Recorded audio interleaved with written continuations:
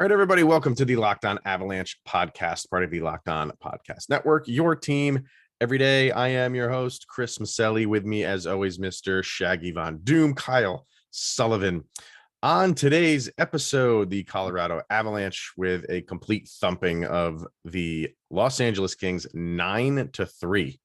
They put up a Ferris Bueller on them. Solid. 9 times. Solid. We'll get to that. And the Avalanche sign another college free agent.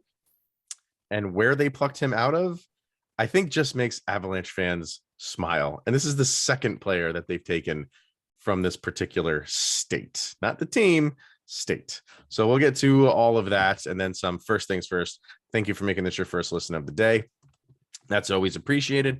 Follow the show on social media outlets, LOPN_Avalanche on Twitter, Locked On Avalanche on Instagram. Questions, comments, concerns, opinions to lockedonavalanche@gmail.com. And follow the show on our YouTube channel over on YouTube. Hit subscribe and get notified when a new show goes live. So what can you say about this game? A lot. 9 goals is just fantastic. So many people pushing for that 10 because they've only done it once. You were one of them. They've only done it once. Indeed. And they had like 8.5 minutes to do it. So what the hell, Avalanche? No. Hire Bednar right now. So you had that. You had the win, obviously put them at 53, which is now a new franchise record. 29 wins at home is a franchise record. The stats, which we'll get to individually, is just incredible up and down the roster. And it started from shift 1. This team was on a warpath, and that's what you get when you have 3 days off. I mean, overall thoughts on the game? Go for it. I can't believe we were outshot in the second period. What the heck? I don't think I've ever been so upset in my entire life. And I wrote Joe Sakic in the intermission. Yeah. Gave him a piece of my mind. No, this was what you want for a team that's contending for a back-to-back President's Trophy. This is what you want in the quote-unquote garbage time of the season. After you clinch, you just coast. No. The Avalanche on national TV, mind you, absolutely dominated the LA Kings. Everyone contributed, unless your name is Cogliano, but everyone contributed. Darcy Kemper was incredible. We chased Jonathan Quick in the first period, for goodness sake. Yeah. Well, you had him, and I tweeted about that after he gave up his second goal, which the 2 goals in about a matter of 30 seconds. First one was Aube-Kubel. Second one was Nichushkin. And I put out there that, it maybe wasn't the best idea to put a goalie out there back-to-back. It's never a good idea to put a goalie out there back-to-back games. Never is. I guess I understand why they're doing it because, they need points and you want to put your best out there. They might have – they were probably in a position where they have to do that. And, so you have a goalie who's playing his second game of a back-to-back going up against a Colorado Avalanche team who has had 3 days off. 3 days off is like a month at this stage in the game. At this stage in the season, that is a long time, and it showed on both ends. Kings were dog tired. They did turn it around a little bit in the second period, but Avs got 4 in the first. So, even though the Kings came back in the second and got those 2, you were not really just sitting there like it's a game score wise, but if the Avs did what they wanted to do in the first, you just felt like if they want to turn it on again, they will, and that's exactly what they did. I'm glad the Kings fell for my trap in saying that we should let the Kings win this game so Vegas doesn't. They fell for the trap, and the Avalanche absolutely dominated. And you had that feeling it was going to be one of those crazy games when you see like Aube-Kubel get a breakaway and really convert. Like you're like, okay, this is going to be just silly. How silly is it going to get? It didn't get silly. It was exactly what the Avalanche are known to do. Like if you go through the stats, power play looked great. Face-offs almost dead even. Yeah. Like what more do you want out of this Avalanche team? Nothing. And something you keep saying over and over, we still don't have our captain. We still don't have Nazem Kadri. and we healthy scratch Jack Johnson for fun. That's scary. That is really scary. You know, in particular, Kadri and Landeskog. That you you have to understand, yes, that this team, the Kings, did play a back-to-back, but we never use that excuse. Like, you can't use that excuse. You can't use that as an excuse to get blown out 9-3. Especially when you're working your way into the playoff spot. We 100%. highlighted the Kings yesterday about what they need to do to get in and maintain that spot. And this is what you're going to do on, like, what, 10 games remaining in your season? No. And you're going to lay an egg like this? You're at your peak physical form right now at this spot in the season. Yeah, you might be a little bit tired early on, maybe get your legs a little bit, but and like I said, they did turn it around a little bit in the second, but the Avs just shut it down. And you mentioned Aube-Kubel, and someone sent me a message, like, and I think you saw it, like, you guys changing your tune on Aube-Kubel being, you know, one of the odd men out. You have to take this stuff into consideration. You have to. I mean, he had 2 goals, 4 shots on net, over 15 minutes of ice time, which, oh, by the way, if you want to see something like a Mona Lisa painting that's like time on ice, go look at that stat sheet of time on ice. I know it's very easy to cycle in and out when you have that type of a lead, and you're not necessarily short shifting guys, but you can make wholesale changes, and you're just really controlling everything. It's going to be lined up. These time on ice times are a thing of beauty. Like, everybody got that. What's the lowest time on ice here? I'm seeing 13-12 by Comfer. That's it. That is the lowest time on ice. 13 minutes was your lowest. Everybody is in, the mid 15s. You got your Makar with over 21 and Taves with 19, Manson with 20. So it's just, like I said, I know it's easier to manage that when this is the score, but just look at the production. Everybody was taking part in this game. You can't really pick apart anybody. I feel you can't really pick apart anybody to just say, like, well, this person didn't play particularly well. And we talked about this in the Twitter space, the Locked On Avalanche Twitter space during the game, about Aube-Kubel's play. It kind of mirrors what Darren Helm's doing a little bit. Mm-hmm. And you really want to believe that Aube-Kubel, like, it's almost similar to how he started with the Avalanche, but you also hope he's not just playing his way into the roster and then he gets there and then it's right back to the normal. Yeah, I mean, you don't want that, obviously. Clearly, you don't want that. But and when it comes to the minutes, if everybody does their job and everybody contributes and you get out to a lead like this, it's so much easier for everybody to get a chance. Mm-hmm. Granted, JT Comfort didn't tally anything, neither did Cogliano, but you didn't feel like there was a lacking part of the team. Like, right. Everything functioned. Like, the power play we mentioned was perfect. Hey, Sturm, 69%, nice on the faceoffs.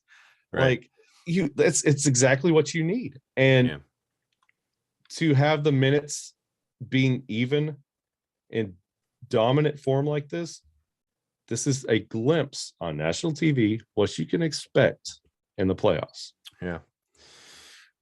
So more to get to, and we'll get to the stars, the superstars of our team, which we haven't even really touched on. So first, we're going to hear from betonline.net, your number one source for all of your sports betting stats and sports info. Find all of the latest sports developments, league reviews, and news, including this year's basketball playoffs at the start of the Major League Baseball season.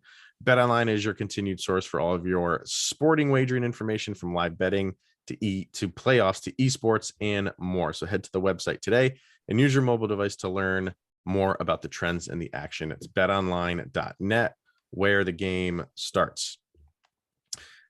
So yeah, we kind of touched on guys like Aube-Kubel. Got to give him some cred.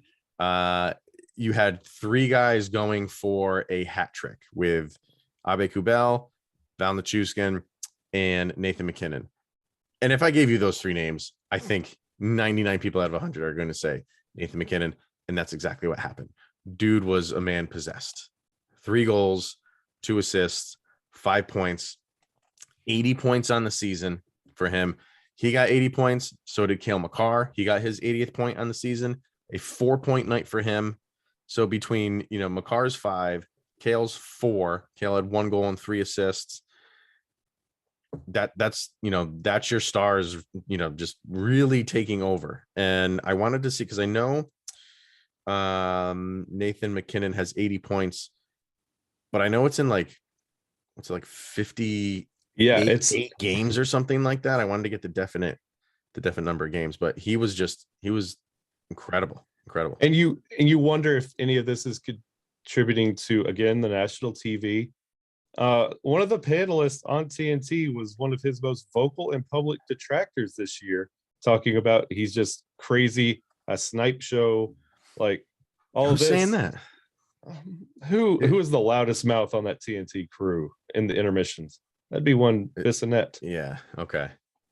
I thought he was like buddy with MacKinnon until the game where he flipped off the crowd as he was leaving. Well, you telling me Paul Bissonnette didn't like that? It was apparently a friend of his mom. It was a whole deal. Oh, get out of here. Jesus. But he, of course, gets on his platform and rips him apart. Okay. And it kind of like this. I bring this up because Nathan MacKinnon was playing with that edge, like how Nathan MacKinnon gets when he's got a mission. Yeah. And the way when he got that hat trick, the way he sellied, it just kind of like, this was exactly what I wanted to do. And like, you could see like his after the game responses. Like, I told Bednar to sit me, like, you were here to do damage and we know better. Yeah. So 57 games for him. And now he has 82 points, I think, on the season. And so for, reference, we're waxing poetic on Cale Makar. He's got 80 on the season, 81 now in 69 games. Nice. So, 12 less games and he has 1 extra point on Cale Makar. If he never missed any time with COVID to start the season, and he had the broken nose. He's the missed finger. Obviously. Yeah. The finger. You're right. He's missed some time. He's missed obviously, 12 games. I mean, and he got off to that. I don't want to say a slow start, but it was that, it was just assisting everything, which is fine. Yep.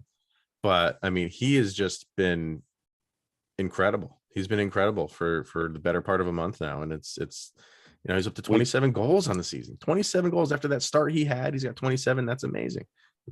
Like you said, missed 16 games and he's at 80. If he would have had a full season this year playing this way and didn't start out so slow and was assisting all the time, we could be talking about another record with Super Joe and his points in a season being touched by Nathan MacKinnon, like right there. I mean, he's never hit 100 points, and it kills me that this guy's never done that. He got 99, I think, one year. It was 90. Yeah. I think it was 99. And he was going for it for the COVID shortened season. He was on track for that. Like, and I know that's not like the end all be all, but it's just for guys you want to see. Like the century mark is a big deal. It is. I mean, it's a big deal. So he'll get it one of these years. You keep saying that. And, it's just, you never know with health. You never know when stuff's going to creep up. You never know when you get smacked in the nose and your nose is sideways. You can't predict that.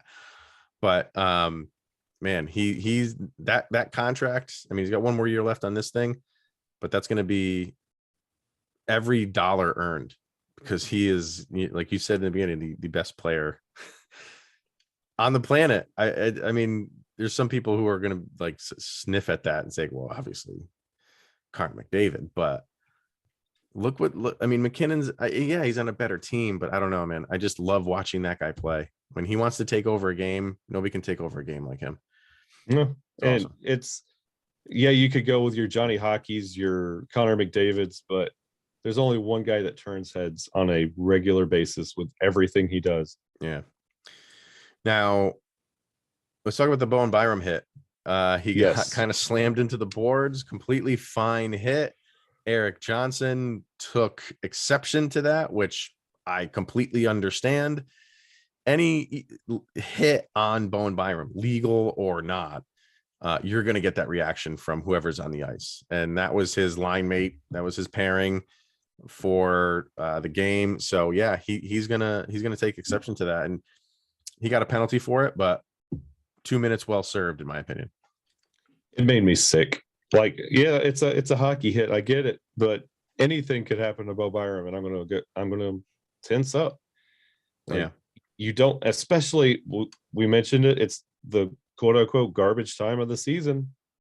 You don't want to lose Bo in this. You want him to be a part of the playoff roster, and it's just what we have to deal with when it comes to high hits, hockey hits. Like, you just never know. No. And we'll find out the next couple days, because the last time he was out, it wasn't really a hit at all. And and that's what I was gonna say. Like, yeah, the hit itself, it didn't look like he had like smacked his head on the wall, but that doesn't matter. Like, when you're prone to concussions, we saw it with Matt Calvert.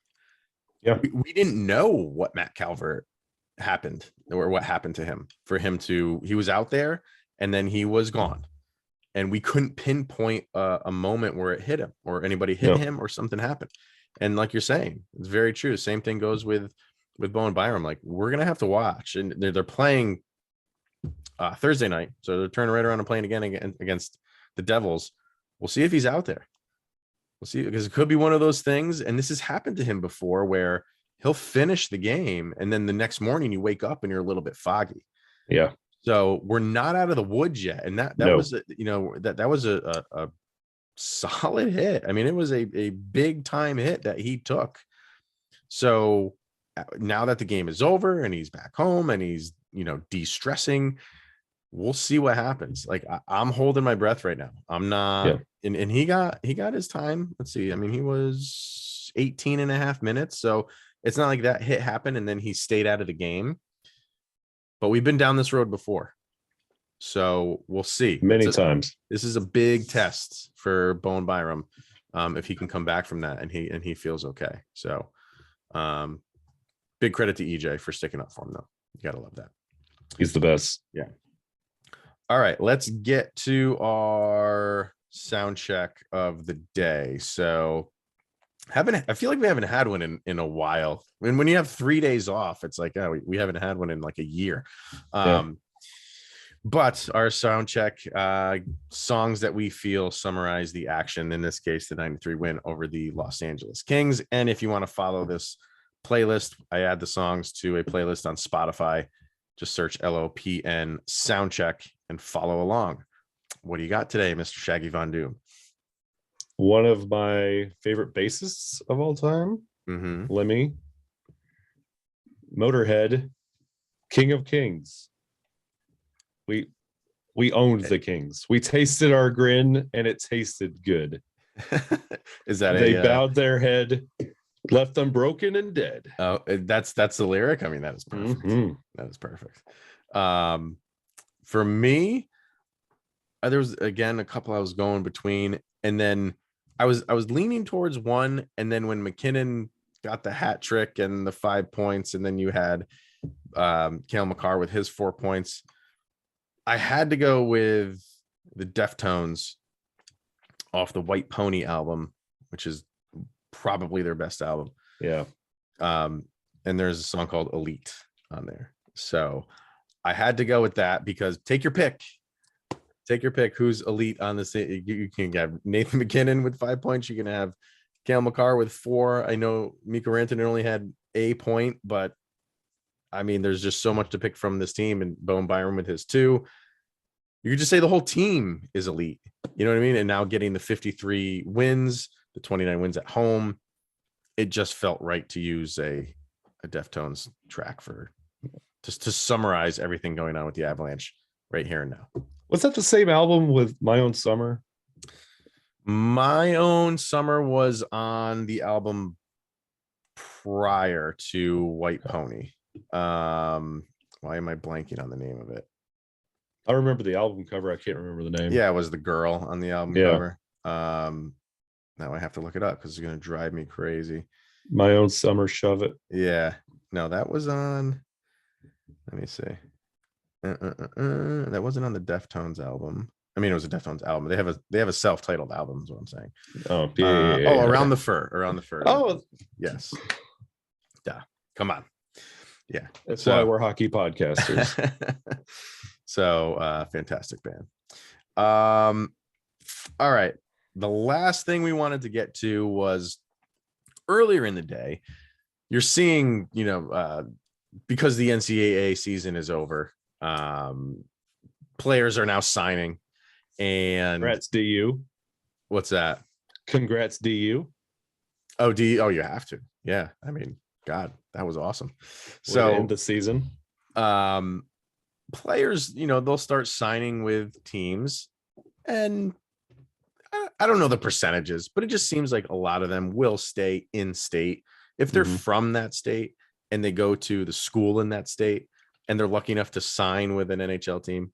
Most of the time they just stay in that state. I shouldn't say most of the time, a lot of the time. But the Avalanche went and plucked one of the most sought after free agents in the NCAA market in Ben Meyers, and he goes to the University of Minnesota. So anytime the Avalanche can get one over on the state of Minnesota and the Minnesota Wild, it brings a smile to your face. I'm not going to sit here and say that I know everything about Ben Meyers. I know who he is because of, I watched a lot of the final the Frozen Four tournament, and he was in the Hobie Baker finalist. So his name was on my radar, but I don't watch a lot of Minnesota hockey games. But everything that I'm reading from him in here, like, this is a steal. It's like the Avalanche hit a home run in getting this guy.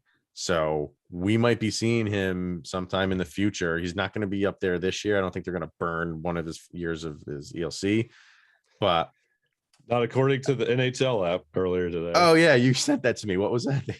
It was the NHL app literally had him on the roster for tonight's game, and I took a shot and sent it to you. I was like, "Hey, that's funny." That was funny. Yeah.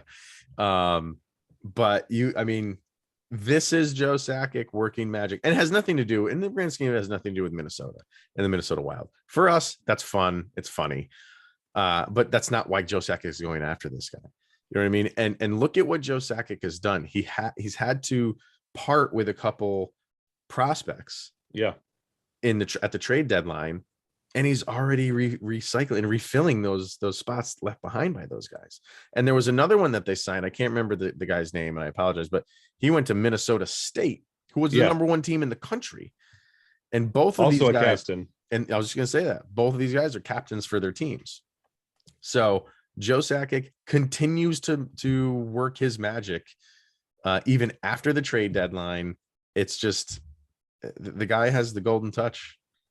And what it does, like you talked about Nathan MacKinnon's contract earlier, and like that, we talk about the window closing, like cup or bust. Like with this, he's like Joe Sakic is almost putting like the old school, like stick in the window, holding it up, like the window might be closing, but then you make a move like this and you're signing for the future.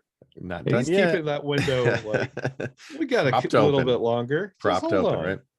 Yeah. He knows what he's doing. I don't know. It's all aces right now. I mean, that started the day, and then the Avs go out and do this to the Kings. It's a good day.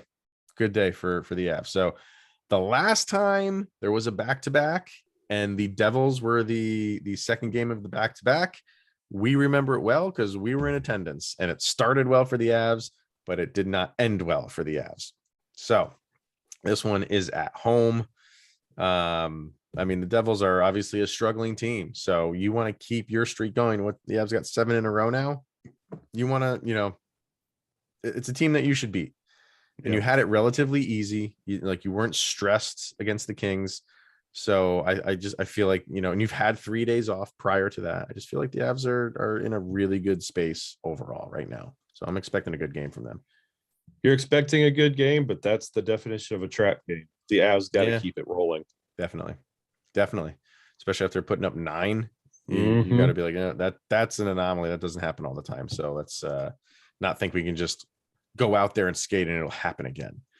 So And Gravy's return to Ball Arena as well. True. Wasn't even thinking about that. Very true. So, Emotions. Perfect mix for a trap game. yeah. Be careful. Yeah, they'll have a nice video for him, I'm sure. Mm-hmm. All right, everyone. That will wrap it up for today. Really nothing bad to say about the Avs. When you win 9-3, there rarely is anything bad to say. Yeah, why not 10? Come on. Yeah, why not 10? And Darcy Kemper, what's up? Couldn't get any points? Yeah. His scoring's really down. Uncalled. I don't know if anybody's seen that, but uncalled for.